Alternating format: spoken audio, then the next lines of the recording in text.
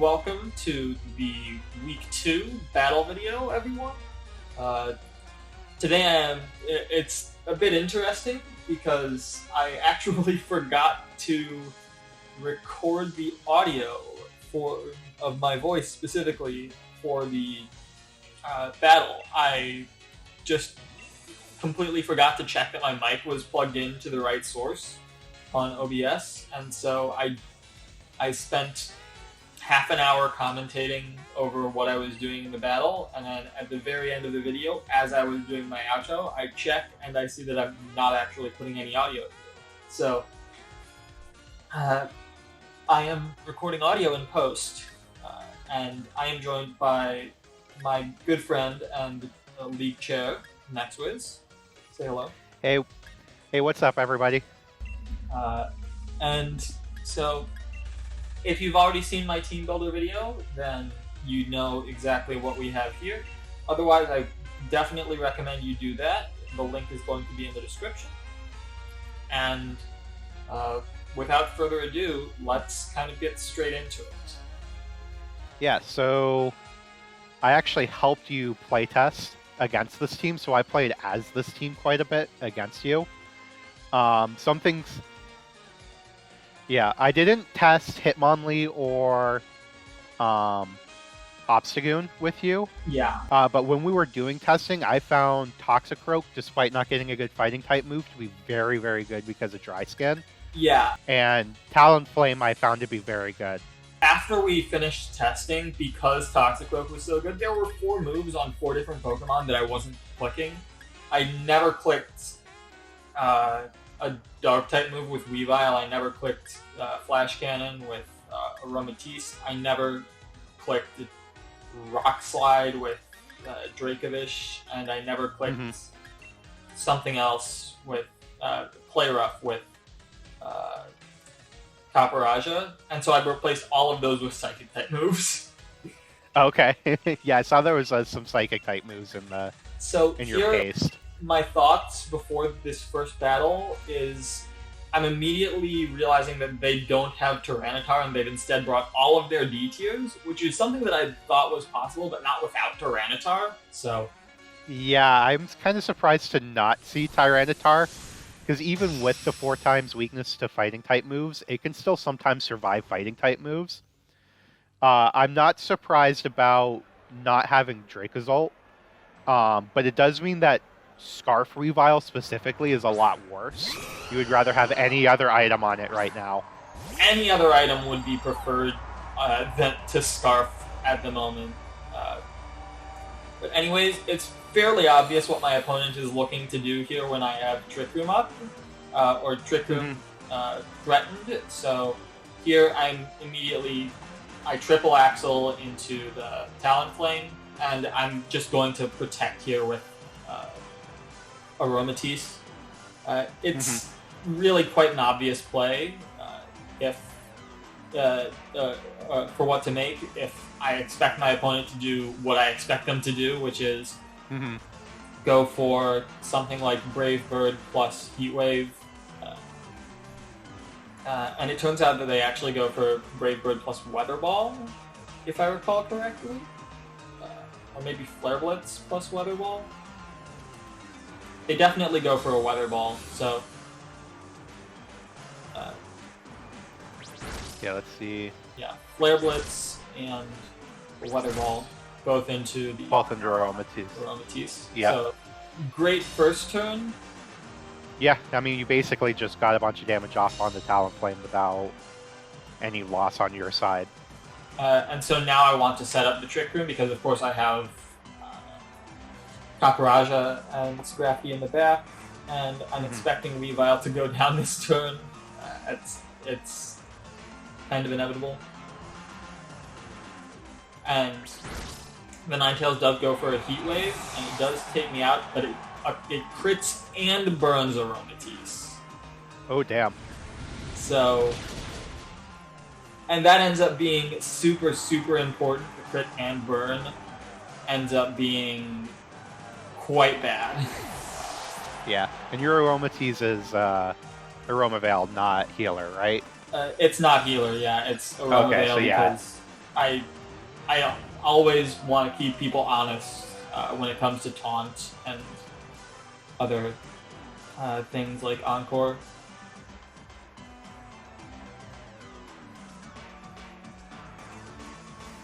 So Hitmonlee, which can threaten. here I just really want to take out the Ninetales, but I realize that I have to be worried about the Hitmonlee doing what it does. It could fake out Kaparaja, and naturally I don't want that, so I have to protect. So I don't get fake out Weatherballed, and then I attack into the Hitmonlee. Unfortunately, the Hitmonlee goes for a fake out into the Aromatisse, and this is where the crit burn really comes into play, because now instead of being alive, I am dead, essentially. Right. I would have had still something like 90 HP left if I didn't get crit burn. And here I bring in Scrafty, and immediately on this turn, I realize that I have screwed everything up, and nothing is going according to plan. Yeah. So, I go for another Rock Slide. I need to take out the Hitmontop, and then I'm looking at these moves, and immediately, none of these are the moves that I am supposed to have. None of these are the moves that are in my team builder. Not a single one. I've got Low Kick, or Low Sweep, rather. I've got Revenge, I've got Headbutt, and I've got Leer. So... Oh, it's just the default moveset on it, isn't it? I never taught it any of its moves, so instead what I've got is just complete garbage random nonsense. And needless to say, that is not exactly a recipe for success. Yeah, you're basically in a 1v3 now. Yeah. I'm supposed to have, for example, close combat. I'm supposed to have... fake out close combat, throw chop, rain dance is what it was supposed to be. I'm supposed to be able to rain dance here. And if I can rain dance on this turn, if I had that option, then I don't worry about the Ninetales. I take out the Hitmonlee, everything is fine. But I don't have that option. I just straight up don't have the option to do that. And so, instead I am forced to... That's good damage on the Rock Slide. Yeah, Sheer Force, Life Orb, Rock Slide, even into 2 fighting types is doing damage. Naturally, I go down to the close combat, even at -1. It's a close combat from a fighting type. Not much to do about that. But it's one of those things where if I had Rain Dance, I would have been able to go for a Zen Headbutt into that slot and take it out before it took me out. Yeah, because that means you're not worried about the Ninetales, at least for that turn. Yeah. So I just play this turn out, play the rest of the game out instead of forfeiting to give me time to think about what my plan for the rest of the games is. Because I don't know if you noticed during our testing, I think I brought Scrafty to 15 of the 17 games. Yeah, Scrafty was pretty important in the games. Smartly, my opponent goes for another fake out into Scrafty because they don't want to reveal their set. Yeah. Yeah, Scrafty intimidates all of their fighting types, which is huge. Fake out's good, and they don't really have good ways to hit Scrafty. They have fighting types. Yeah, but you also intimidate them. And Talonflame's attack stat isn't great to begin with. Like, just after an Intimidate, they don't have a way to hit you. There's a reason that I switched off of Cobra Berry. Yeah. So now my plan, if I lost game 1 with my Razzle Dazzle strat, was to lead Scrafty plus Frostmoth to guarantee Tailwind. Needless to say, I can't bring Scrafty to any of my games anymore, so I am completely winging it now. I have no option but to completely wing it. Like, everything is on the table at this point. Yeah, I kind of feel like you just have to leave. It's awkward, like, go without Kuparaha. Because otherwise you have to, like, in order to bring Kuparaha, you have to bring Aromatisse, otherwise Kuparaha just dies to any of their Pokemon before it gets an attack off. And that's what I do for these games. I leave Kaparaja, which is a really strong Pokemon, into this team. I'm forced to leave it on the bench because I can't bring it without Aromatisse and Scrafty. It needs Scrafty for the Intimidate and Fake Out support. And so there's literally nothing I can do. We see the same leads as last time, and this time we lead our Tailwind and Frostmoth.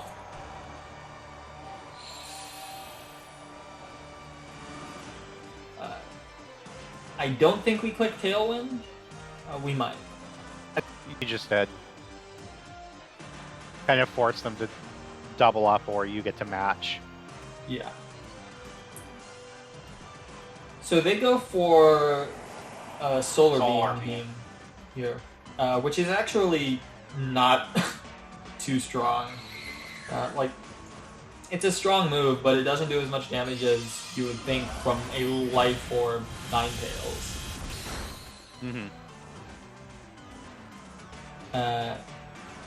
And even going second in the sun, an Expert Belt Fish's Rend is enough to KO Ninetales. So that's something really funny. Yeah, so in this situation, you still have full HP Frostmoth. Yeah. And this Talonflame's not really going to do much damage into Dracovish. Here I switch because Talonflame can Brave Bird Dracovish and take it out, is the thing. And Dracovish is going to get faked out anyways by the Toxicroak. I want to preserve Dracovish for the back, so I switch in Aromatisse, which is useless here completely. And of course, I eat and it's actually a Flare Blitz into the Frostmoth. Hoping to take it out probably, but naturally that's not going to work because I'm Focus Sash. And then I get to go for an Ice Beam into the Talonflame to take it out. It's not super effective, but it's a Talonflame, and I am max special attack. So Talonflame's so frail. Yeah. It is one of the frailest Pokemon that can't run Focus Sash. Yeah. So here, I hard read a Fake Out into the Frostmoth, so I'm attacking with the Aromatisse because I think I survive a Gunk Shot from a non-Life Orb Toxicroak? Toxicroak, yeah. But I don't. Oh god. I miscalced earlier when I was doing that calc. Or I just forgot to calc for that specific instance. One of the two. Either way, my calcs were off, and so... Well, do you know what item it ended up having? I mean, I was in a chat with my opponent, but I forgot to actually take that down, you know? So... Because it might have been something like Expert Belt. Yeah. So here I'm using... That might have been... Yeah, here I'm using my Psycho Cut to take out the Toxicroak. That's the most important thing. I figure that the Hitmonlee will target into the Weavile.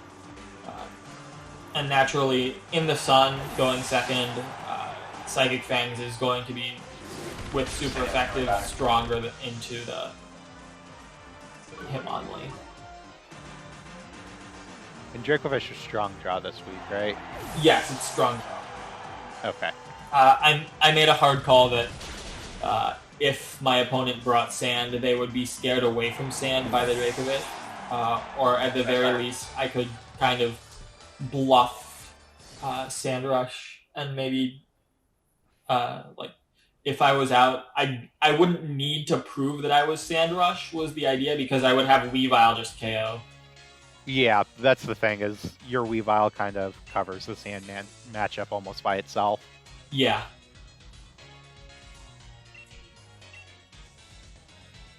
Of course, Sand didn't come, and so...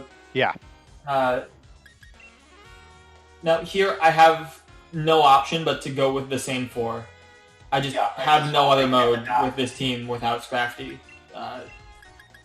So I just pick it in 10 seconds because I'm like, well, this is literally the only thing that I can do. Yeah, this is my life now. Yeah.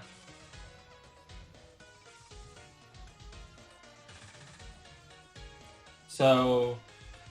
Yeah, it feels like after the second game, if they play similarly with the double fighting types in the back, just getting rid of their non-fighting types, that way Weavile can kind of one-shot one of them. Yeah. Trying to... Yeah, the key is naturally going to be just get rid of the opposing non-fighting types, and hope that Weavile can take out the fighting types in the back with the Psycho Cut.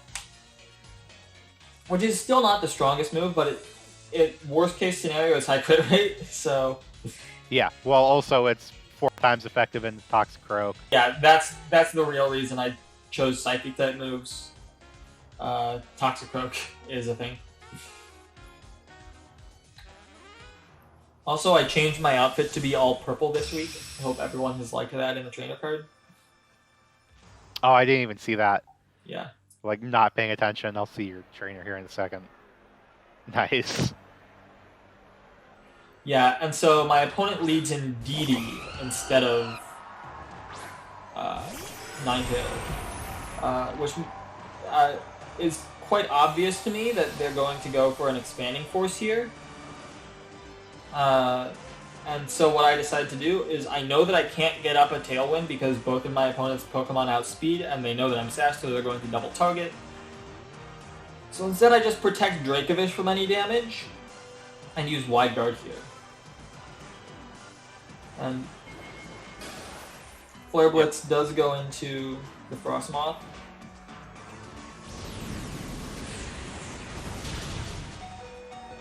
And it does end up being an Expanding Force. So I get to get a Crunch off into the Indeedee, which is enough damage to KO. Yeah, If it's not Focus Sash. Which it is Focus Sash. The White Guard on Frostmoth was really good in testing, too. Yeah, Wide Guard, super good move. Yeah, I just mean Expanding Force off of Indeedee plus Starmie. Now, here I have to keep my opponent honest, so I Wide Guard again. Like, I have no other option but to keep my opponent honest here. And there's a chance Indeedee just doesn't have a different attacking move. Yeah. Not a great chance because it's an Indeedee male, but a chance nonetheless. And it ends up being Brave Bird and Secret Fire. Mystical Fire, yeah. Or Mystical Fire, yeah. And here I go for a Crunch into the Indeedee. In hindsight, that's never the right move. I should always attack into the Talonflame there, but... At this point, like, my opponent knows that this is pretty much the only thing I can go with, because they know that my Scrafty is probably not the right set. There's no real reason I should run Headbutt for any reason. Mm-hmm. So...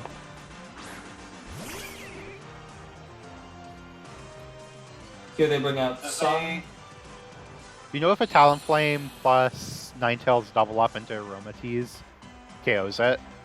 It does in the sun. Okay. So here we get a Protect from the Talonflame, Triple Axle goes into it, nothing happens. And a Heat Wave, which KOs my Weavile and burns my fish. Okay, yeah, no chance. And between the crit luck and the burn luck in this set, I just... If that had gone differently, we may have seen a different story. Still not very likely to have seen a different story, but it was possible. If I got a KO onto Ninetales this turn, I had a chance. But with the burn in the sun, I can't do that. Yeah. If I'm burned in the sun, even at -1 going first, and this is something that came up during our testing, I would have KO'd, but because I'm going second, I just don't have enough damage. Mm-hmm. I go for a Protect expecting a double up, but instead my opponent attacks into Dracovish. Yep. And at this point I've just lost, and I know I can't... Yeah, maybe if Dracovish had Protect, you could... But I couldn't have afforded to run Protect this week because I had to have a way to take out the... Or I didn't have to, but yeah, I ended up going for having a way to take out, with Ice Fang specifically, the Draco's ult, which never ended up coming. Yeah, because in that position, maybe Protect Dracovish, hope you can just get a Trick Room up, and then Underspeed with Fish. Yeah, that would have been the play. But unfortunately, I didn't have Protect. To be honest, I was expecting a double target into Aromatisse anyways, so I just had no chance. Yeah, it would have been a 50-50 at that point. Between getting burned in 2 different games where it really mattered, and not bringing the right Scrafty set, which was just the real killer. If I had the right Scrafty set, I think I had a chance in this game. Yeah. But as it turns out, I just completely forgot to give it the right moves in all my last-minute preparations because I was so busy this week. Which is the other reason why this video is going up late. It was never going up on time anyways because I just straight up couldn't get the battle done until halfway through Monday. Yeah. So, here, I'm giving my outro at this point in the recording, but it is like right now that I look at my OBS and I see, oh, hey, I have no volume on my mic. I forgot to plug in my mic, and so OBS isn't registering an audio device. Ah, that sucks. So, at this point, I'm like, well, I've forgotten everything this week, but something's gonna have to happen, and so I brought in you, and thank you for coming by and helping me with doing this post commentary. Yeah, happy to help. It was a lot of fun. Yeah. Thank you to everyone who is watching this video for sticking around, even though it's not really a live reaction to the team anymore. But in any case, I will be back with a special video, and Knex has already kind of been spoiled on this being in the league, but special video relating to the team. It'll probably be up on Thursday or Friday, but in any case,